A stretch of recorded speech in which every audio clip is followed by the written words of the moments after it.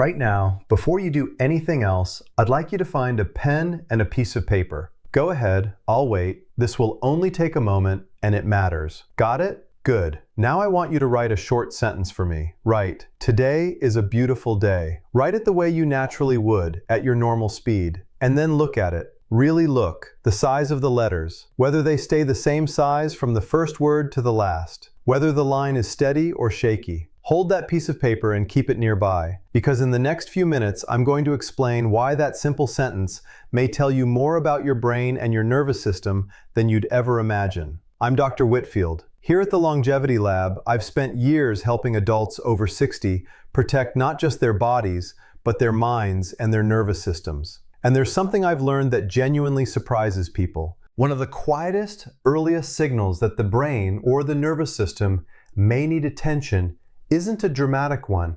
It's a change in handwriting. A slow, subtle shift that almost nobody notices in themselves, but that, once you know what to look for, can be a remarkably early and useful clue. And by the end of this video, you'll know exactly what to look for. Stay with me all the way to the end, because the simple things I'll show you to protect your brain and keep your hands strong are things you can start today.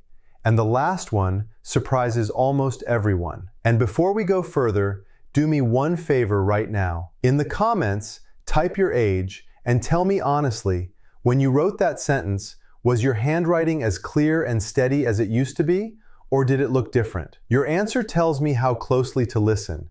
And if this is helpful, tap that like button.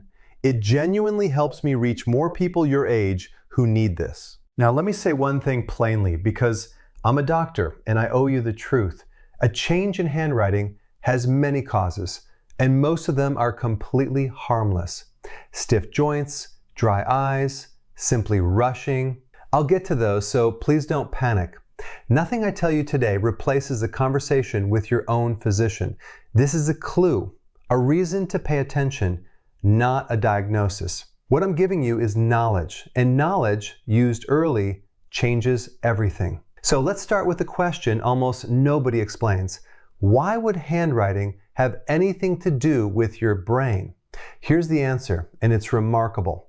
Writing by hand is one of the most complicated things your body does, far more complex than it feels. Think about what has to happen. Your brain has to plan the shapes of the letters. It has to send precise signals down through your nerves to dozens of tiny muscles in your hand and fingers. Those muscles have to make small, exact, coordinated movements while your eyes watch and constantly correct. And all of this has to happen smoothly, automatically, in a fraction of a second, letter after letter. That means handwriting depends on a beautiful, delicate teamwork between your brain, your nerves, and your muscles. And because it's so delicate, so demanding, it's one of the first places where a small change in that teamwork shows up. Long before bigger things become obvious, the handwriting can quietly change. It's like a fine instrument that registers the smallest shift. That's exactly why doctors, for a very long time, have paid attention to handwriting. So let me show you the specific changes that matter most and how to check yourself. The first and the most important is handwriting that gets smaller and more cramped. There's actually a name for this. Doctors call it micrographia, which simply means small writing. Here's what to look for. Take that sentence you wrote. Look at how the words begin on the left and how they end on the right. In this particular change, the writing often starts at a normal size, and then, as you go, the letters get smaller and smaller, tighter and tighter, almost shrinking down by the end of the line. The words crowd together. The whole thing becomes harder to read than it used to be. Now, why does this matter? Because this specific pattern, writing that progressively shrinks and tightens, is one of the recognized early signs associated with certain conditions of the nervous system that affect movement, and it can sometimes appear years before any tremor or any difficulty walking. The hand grows quieter first. And again, I want you to hear the hopeful side. Noticing this early is not frightening news. It's the gift of time. Time to have it checked, time to act, at the stage when action matters most. Let me tell you about a patient I'll call Sam. He was 68, came in about his blood pressure. But while filling out a form, his daughter, who was with him, said, "Dad, I can't even read your writing anymore. It's gotten so tiny." Sam waved it off, said his hands were just tired. But I asked to see it, and sure enough, the words shrank down the page. We looked into it carefully and started keeping an eye on things early. Sam is doing well, and because we caught that small clue early, he had every advantage. That one comment, "Your writing's gotten so tiny," was the doorway. The second change to look for is shakiness, a tremor in the writing. But here, the details matter, so listen closely. Look at your lines. Are they wobbly, shaky, unsteady? Now, the important question is when the shaking happens. A tremor that shows up mostly when you're using your hands, writing, holding a cup, eating soup, is a different thing from a tremor that shows up when your hands are resting still in your lap. Both are worth mentioning to your doctor, but they point in different directions. And that's exactly why this is a conversation for your physician, not something to figure out alone. The key for you is simply to notice, is there new shakiness in my writing that wasn't there a year ago? And here I want to pause and give you the reassuring side, because I promised I would. A great many causes of changing handwriting are completely harmless. Stiff, arthritic finger joints make writing harder and messier. That's common and has nothing to do with the brain. Poor eyesight or the wrong glasses makes writing wander. Simply writing less often than we used to because we type or text means the skill gets rusty, like any skill. Anxiety, too much coffee, cold hands, certain medications, all of these can make handwriting shaky or sloppy. So please, if your writing has changed, do not jump to the worst conclusion. Most of the time, it's one of these simpler things. The point is not to frighten you. The point is to notice the change and to mention it to your doctor so the real cause can be found. If this is helping you, take 1 second and tap the like button. It truly helps this reach others who need it. And stay with me, because now I want to give you the part that matters most, what you can actually do to protect both your brain and your hands. Here's the wonderful truth. So much of what protects your brain and your nervous system as you age is within your control. Let me give you the habits that matter most. The first is keep writing by hand. This sounds almost too simple, but it's real. Writing by hand is exercise for that whole brain, nerve, muscle team. When you stop using it, the skill fades. But when you keep using it, you keep those connections alive. So write a grocery list by hand. Keep a little journal, even a sentence a day. Write letters to people you love.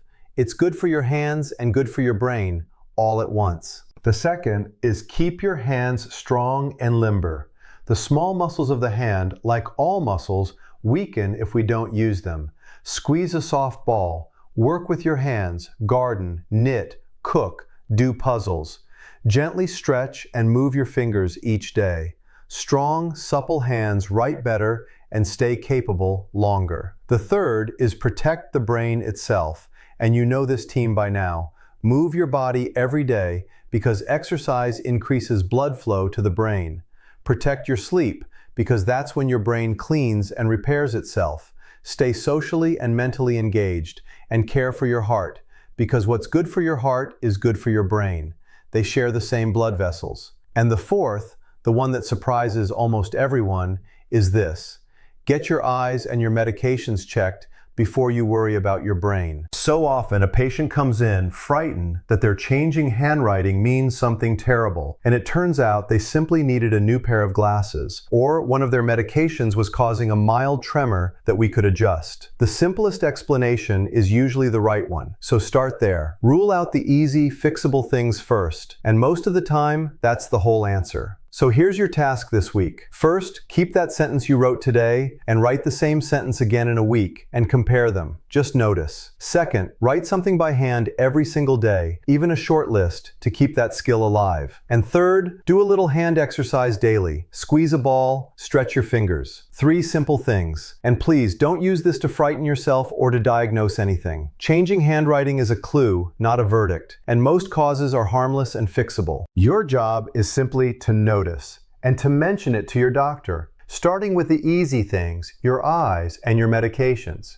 That noticing is the part almost nobody does, and it's the part that makes all the difference. Your handwriting is uniquely yours. It has signed your name, written your letters, made your lists for a lifetime. And all along, it's also been quietly reflecting the health of your brain and your nerves. Now you understand that connection and how much power you have to protect what matters most. So keep writing, keep your hands strong, move, sleep, connect, care for your heart. Your future self, sharp, steady, capable, will thank you. In the comments, tell me, when you wrote your sentence, did it look the same as always or different? And did the letters stay the same size or shrink? I read these and they tell me what to make for you next. And if there's someone you love who's over 60, share this with them and do the writing test together tonight. It might be the most caring thing you do for them this week. Take care of yourself. You've earned these years. Let's keep your mind and your hands as strong as your spirit. I'll see you in the next video.